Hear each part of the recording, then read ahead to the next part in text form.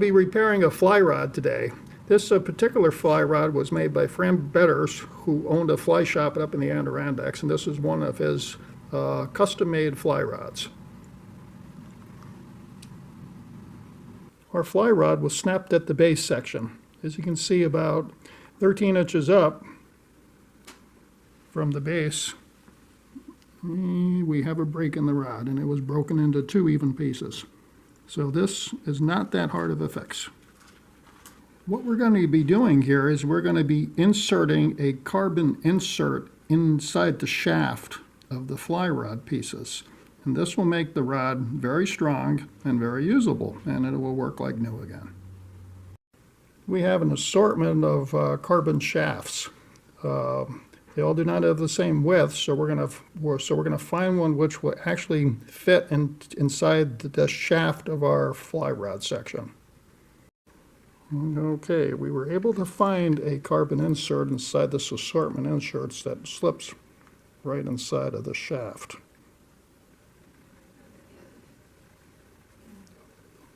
Just like that. Now before we do this, we're going to measure this, so we want it inside the shaft approximately like halfway. This particular shaft looks like it's 4 inches long, so we're going to measure it at the 2-inch section, and we're going to mark it.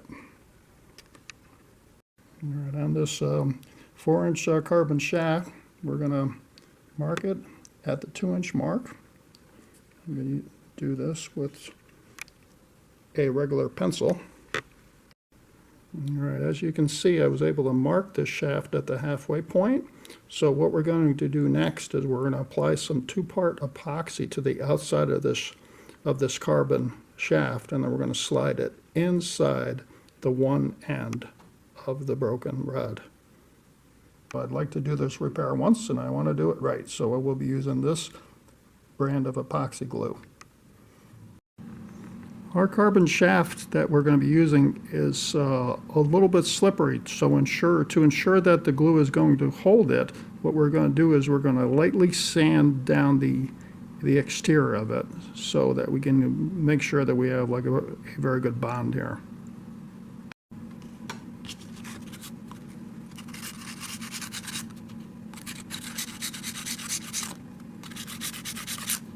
We're just going to sand it lightly.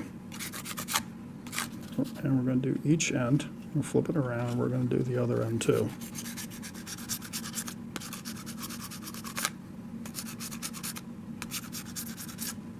We use 1/2 part of the glue and 1/2 part of the epoxy hardener.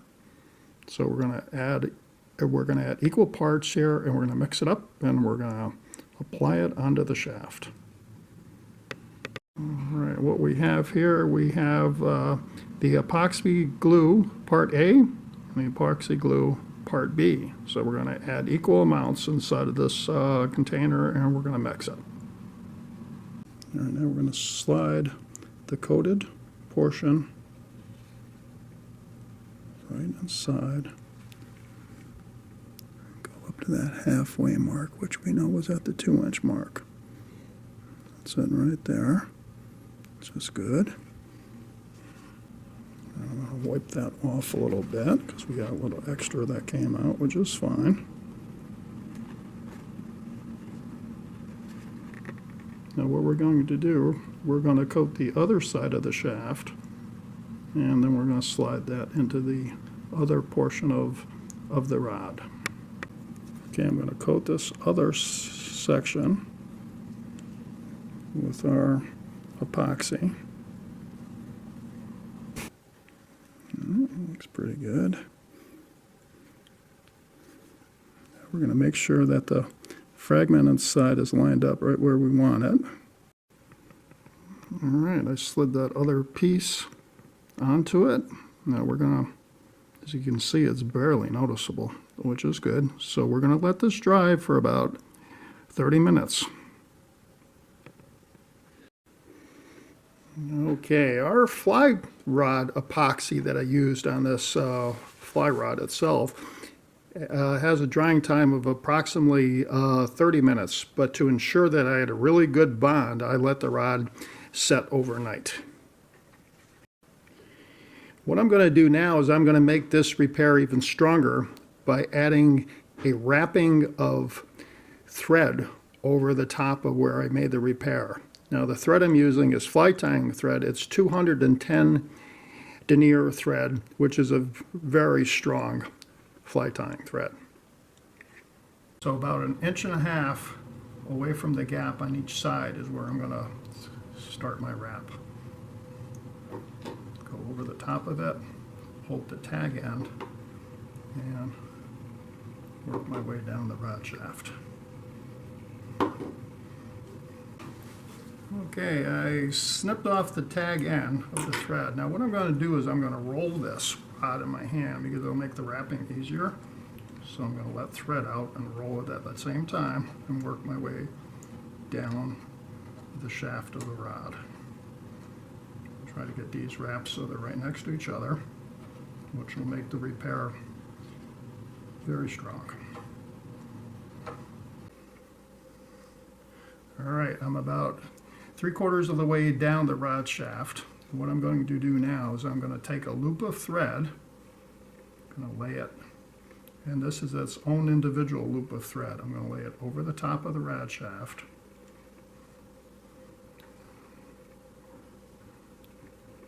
I'm going to catch it with my thread so it doesn't move. Turn it now.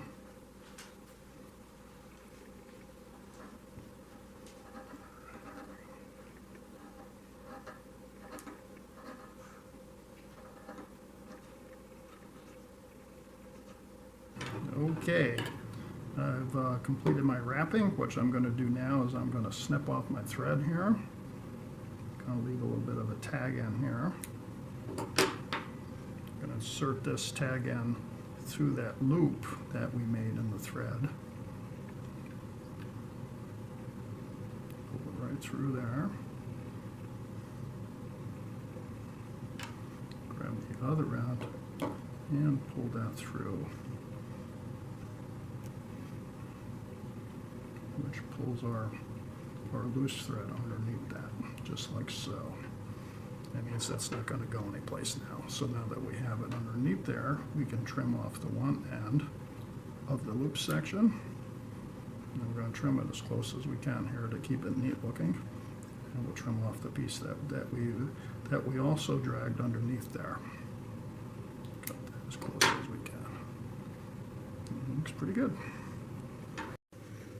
Okay, what I've done here on each end of the fly rod is I've laid a cardboard box on the table, and on this cardboard box I've notched each end of it so that we can lay our fly rod into this. So the fly rod will be slightly elevated over the tabletop.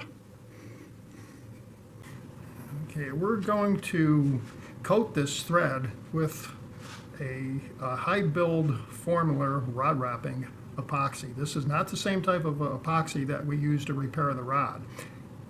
What we have here is an epoxy that is flexible, so that when the rod actually bends, the epoxy that will be on it will not crack, and it will dry clear. And as in the last type of flex coat,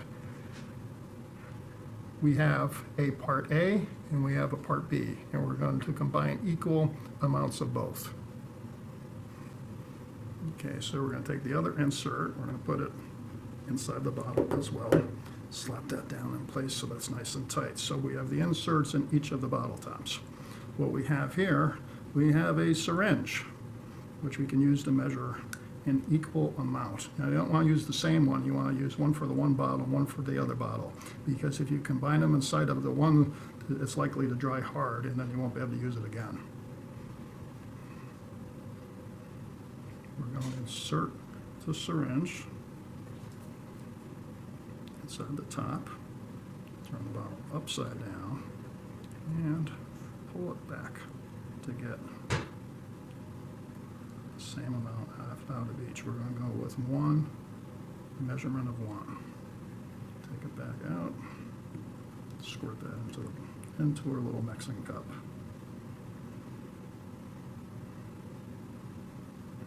All right, we're going to do the same thing on this bottle. We're going to insert the syringe into the top of it like this. Turn it upside down.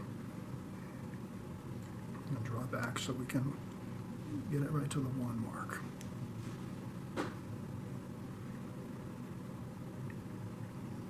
Perfect. Pull that out and squirt it in to the container with the rest of the substance that's already inside there. Set that aside. Now we're going to mix these up until they're well mixed.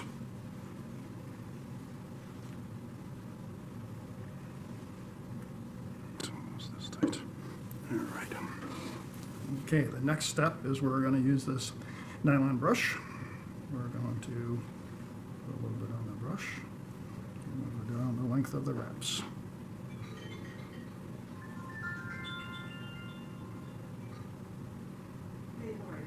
Cover it up on each side, rotate it, do the other side.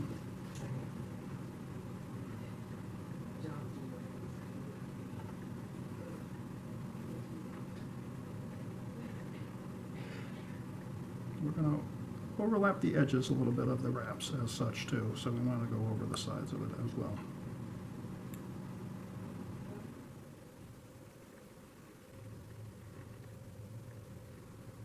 Perfect.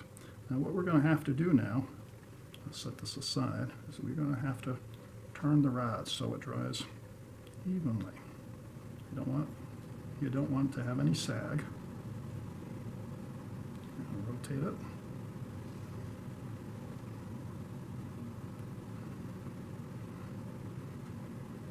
Now, this would be easier if you had an actual rod rotator, which they do make. And this is what they're very handy for, but we're going to do this one by hand. Rotate it by hand. I've got a match a strip of glue there. Looks a little bit unusual. Flatten that down. Sometimes you have to make adjustments with it. And we'll continue to turn it for a while until the hardener begins to set. All right, I've been doing a slow hand rotation now for about 2 hours is what the manufacturer recommends. And as you can see, I got a nice even coat. There's no sign of any type of saggage whatsoever inside the rod finish itself. I'm going to let this rod set for about 2 days, and then she should be ready to be used again on the water, and it's going to be just like new.